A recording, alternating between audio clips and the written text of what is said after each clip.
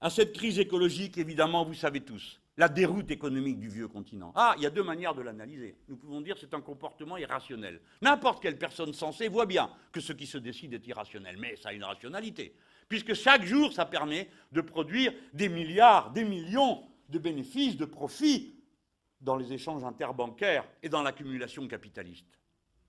Si nous nous affrontons à la forme actuelle de l'Europe, nous savons bien que c'est la forme actuelle de l'organisation du mode de production capitaliste sur le vieux continent. Mais nous nous affrontons à ce qui nous est présenté comme des outils raisonnables. Et nous montrons qu'ils ne le sont pas, et que nous en avons d'autres à proposer qui le sont beaucoup plus. Tout simplement parce que nous nous sentons capables, au moins, de faire le bilan d'échec des autres. Quand l'espérance de vie recule, quand les conditions de vie sociales mais environnementales reculent, le moins que l'on puisse faire, c'est de dire qu'on pourrait essayer autre chose. Et à partir de là, je demande qu'on nous entende sans a priori, que l'on cesse de nous moquer pour écouter ce que nous proposons. Comment nous faisons la démonstration qu'on peut vivre mieux avec une autre politique. Regardez, nous n'avons jamais cessé de dire qu'il fallait injecter des fonds publics pour faire redémarrer l'économie du vieux continent.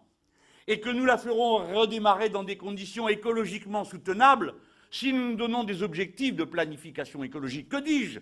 C'est parce que nous voudrions faire la mutation écologique du modèle de production que nous sommes dans le devoir d'affronter l'obsession capitaliste de l'accumulation et donc de pouvoir commencer à développer l'activité. Nous sommes le grand mouvement du carnet de commandes.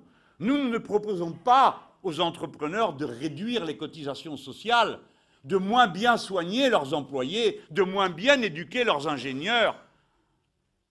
Cette proposition absurde leur est faite par les libéraux. Cessez de le dire. Ils n'ont cessé de nous dire que nous allions vivre au-dessus de nos moyens. Et comme le disait Zoé hier, quel Grec a l'impression qu'il a vécu au-dessus de ses moyens au cours des 10 dernières années? Présentez-le-nous-le. Eh bien nous, c'est pareil. Montrez-nous les Français qui ont vécu au-dessus de leurs moyens. Nous pouvons vous en montrer.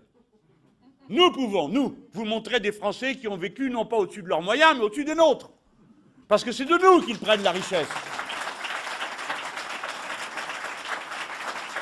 Et nous pouvons vous présenter les gens qui sont le résultat de tout ça. Car, peut-être que vous ne le savez pas, vous, dans cette salle, vous êtes trop fin.